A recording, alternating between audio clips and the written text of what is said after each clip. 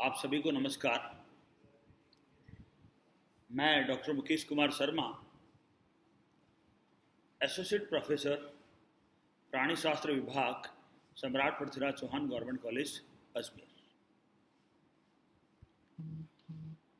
मैं आज आपको क्रस्टेशियन लार्वा की इकोनॉमिक इंपॉर्टेंस के बारे में बता रहा हूं। पिछली क्लास में हमने मेगालोपा लार्वा पढ़ा था, जिसके स्ट्रक्चर के बारे में हमने डिस्कस किया था। और ये मेगालोपा लार्वा कैसे बनता है ये हमने देखा था कि जोइया लार्वा से ट्रांसफॉर्म होकर के मेगालोपा लार्वा का निर्माण होता है।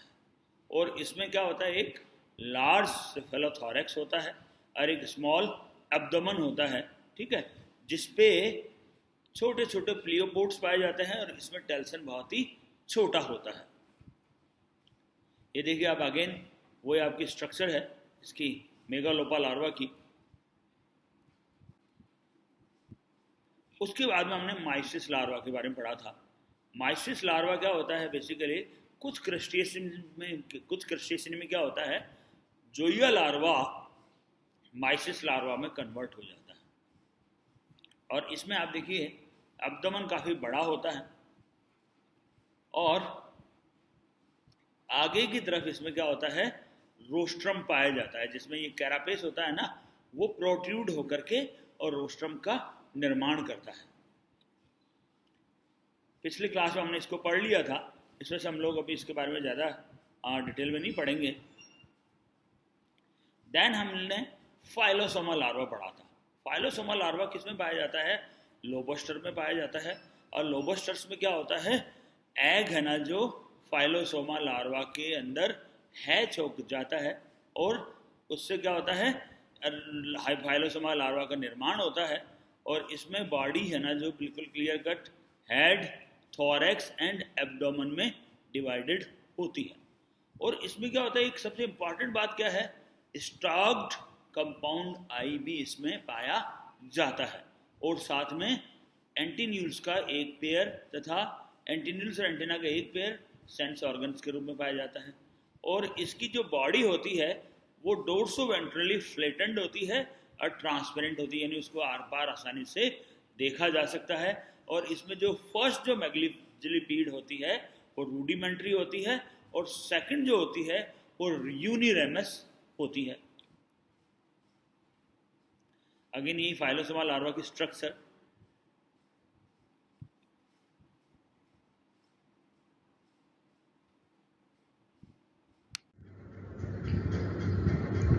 ये लार्वा है एपिकैरिडियन larva.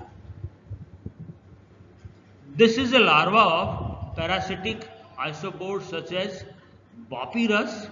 It is a isopod crustaceans that live as parasites on shrimps and other decapods. Body is oval in shape with 6 pair of thoracic limbs look like for clinging to the host. Pleopods are biramous and 6 pairs for swimming. First pair of thoracic appendages is prehensile. First and second antenna are uniramous and sensory in function.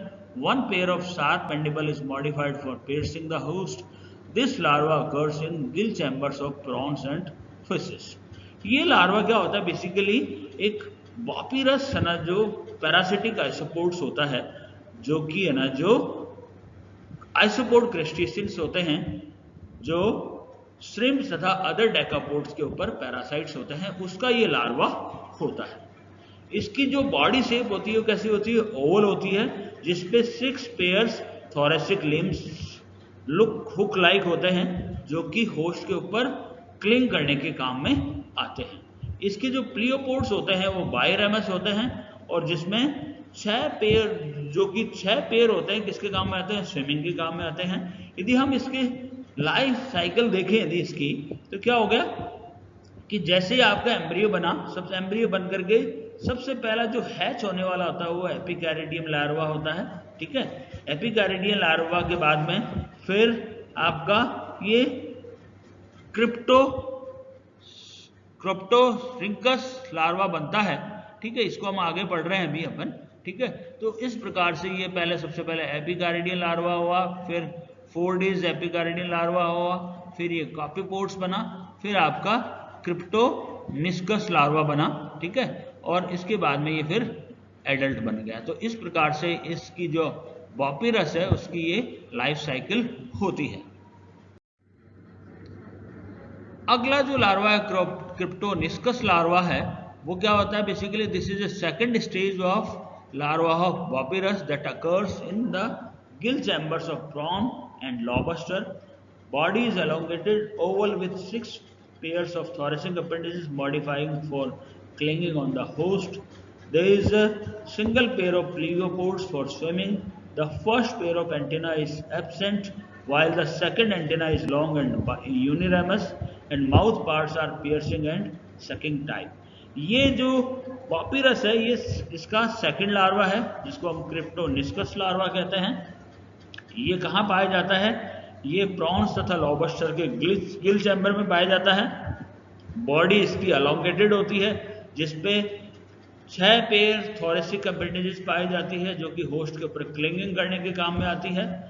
और इसका जो प्लियोपोड्स होता है वो single pair होता है, जो कि स्विमिंग के काम में आता है।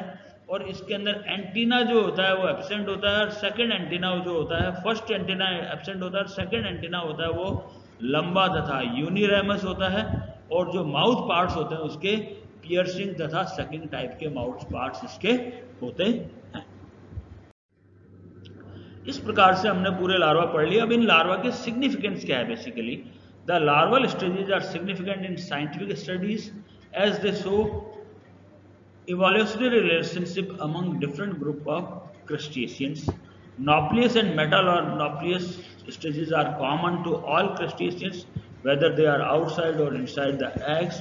They show common ancestry of all crustaceans from similar ancestor. The larvae are important for the species as they help in the dispersal of the animals to the distant places. They help to study the different group of crustaceans. The larval stages are useful in finding the homologies and affinity of various groups.